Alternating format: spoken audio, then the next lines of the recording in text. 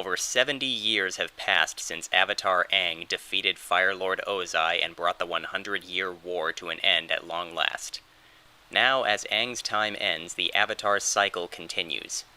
The next incarnation of the Avatar, the person able to bend all four elements, earth, fire, air, and water, to their will, and the person destined to be the bringer of balance within the world of humans and between the human and spirit worlds, is a girl from the southern water tribe named Korra.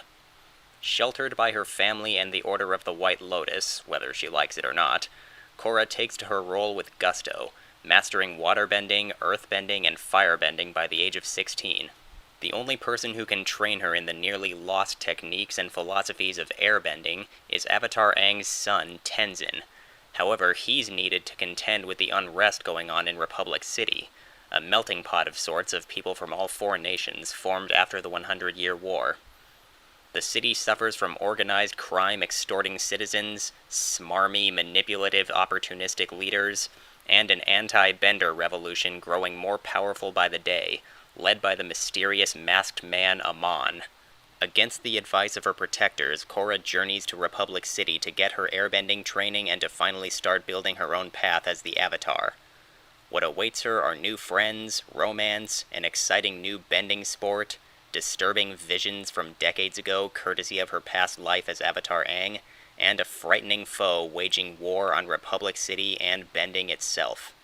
Like its predecessor, Avatar The Last Airbender, The Legend of Korra has magnificent artwork and animation, far above and beyond what we can normally expect from an American animated television series.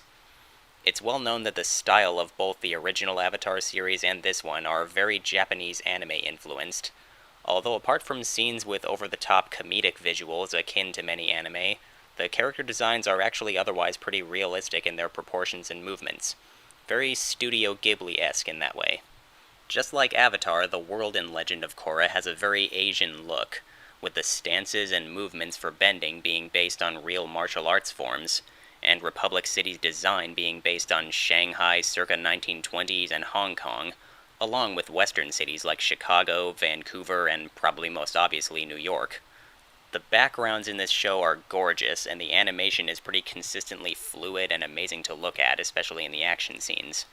It's mostly hand-drawn stuff, with the exception of some of the new technology in this more modern era of the Avatar world requiring computer animation, which is noticeable, but I never found it distractingly out of place or anything. Overall, top-notch visuals. And while the animators are making brilliant use of colors, lighting, and deliberate movements and expressions to visually match whatever mood a scene is going for, the musical side of things is handled just as well. One of my favorite examples of a scene where animation and music seem to really excel together is Korra and Mako's first encounter with Equalist foot soldiers.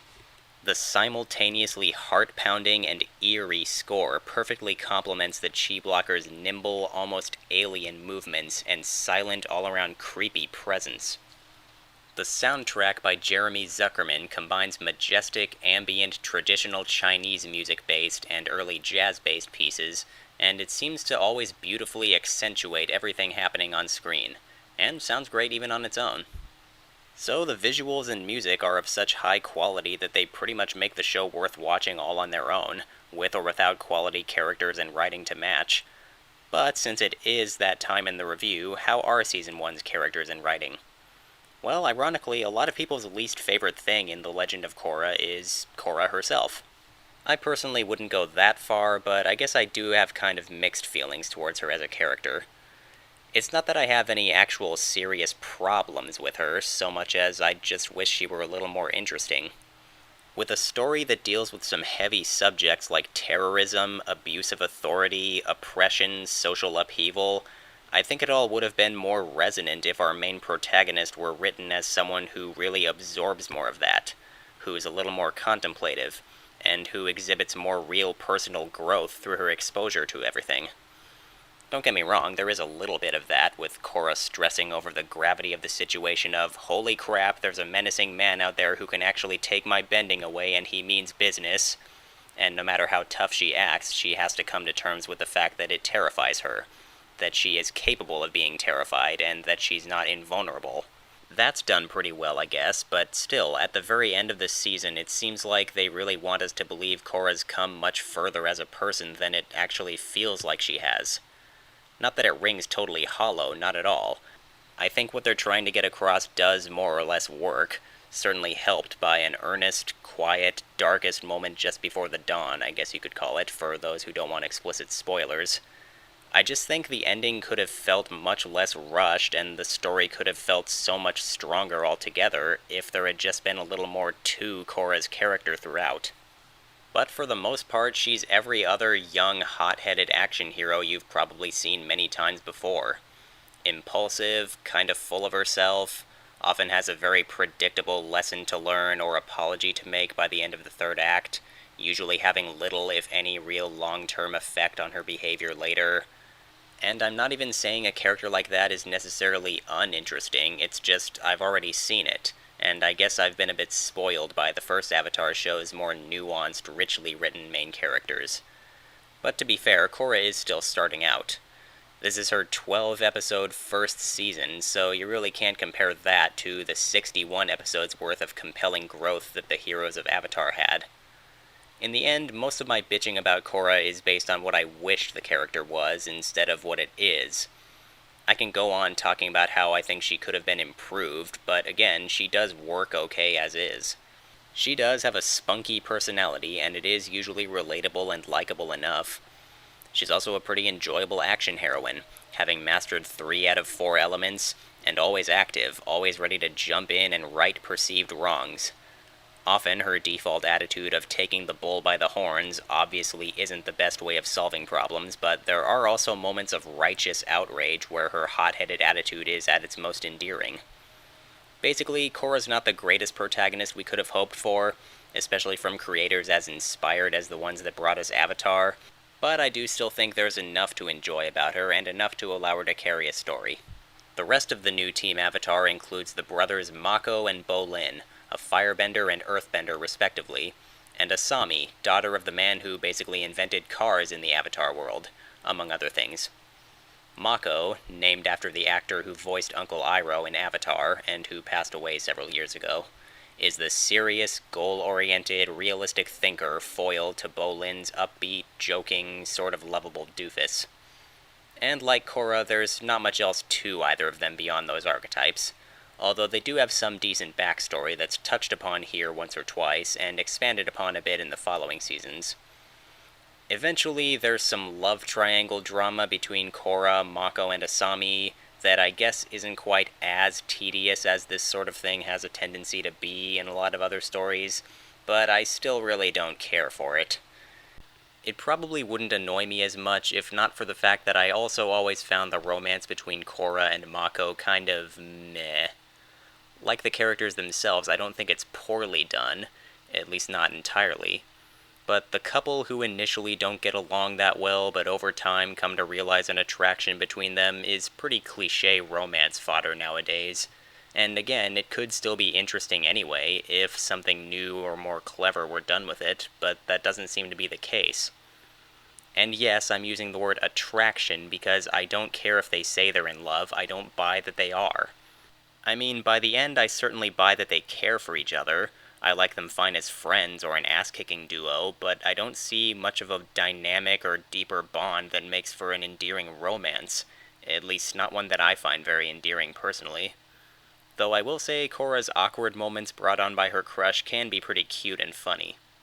Despite the love triangle BS she had to be a part of, I do really like Asami. She's an engineer, a competent fighter, a skilled driver, and probably the most mature, reasonable, and sympathetic member of Team Avatar. She also happens to be voiced by Seychelle Gabriel, who played Princess Yue in the live-action Last Airbender movie. Good for her, she went on to actually be in a good Avatar product. Anyway, yes, Asami is awesome. More Asami, please. The romantic relationships may not particularly impress me, but the student-mentor relationship between Korra and Tenzin works pretty well. The lessons they're going to learn from each other are kind of predictable, but the way their attitudes clash and ultimately compromise encapsulates something that seems to be a theme of the whole show. And that's old traditions and cultural ways of thinking versus more modern attitudes and an undeniably changing world. Tenzin himself is very likable as well, determined to act like the calm, patient, spiritual, ideal airbending master, but actually having a hard time keeping that up, given the weight of his responsibilities as a leader of the city, the hope for the future of the air nomad culture, and the father of 3 energetic, exhausting airbender kids. Another cool character is Lin Beifong, daughter of Toph Beifong from the original Avatar and Republic City's chief of police. She and Korra have an enjoyable animosity-turned-begrudging respect relationship, and she has a certain history with Tenzin. She's a badass metal bender, and she, along with the other metal bending police, have cool armor, with special cables for fighting and apprehending criminals, and the foot armor even retracts, so they can use Toph's special seismic seeing through your feet with earthbending ability. The metal-bending police are one of many ways this show takes things established in Avatar and expands upon and evolves them. Other such things include police airships, using lightning bending as a power source for machinery, blood bending, Ty Lee's quick-jabbing, chi-blocking fighting style. Which brings me to the Equalists. Oh, how I love the Equalists. Like I said earlier, the foot soldiers really get across how spooky the ability to inhibit one's bending with just a few well-placed jabs is. They also have a ton of awesome technology at their disposal.